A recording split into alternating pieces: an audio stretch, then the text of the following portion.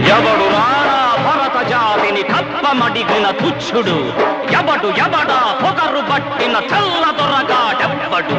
బ్రతుకు తెరువుకు దేశమొచ్చి బానిసలుగా మమ్ము నెంచి పన్నులడిగే కొమ్ములొచ్చిన దమ్ములెబడికి వచ్చరా. బడుకు జీవులు భగ్గుమంటే ఉడుకు నెత్తురు ఉప్పెనైతే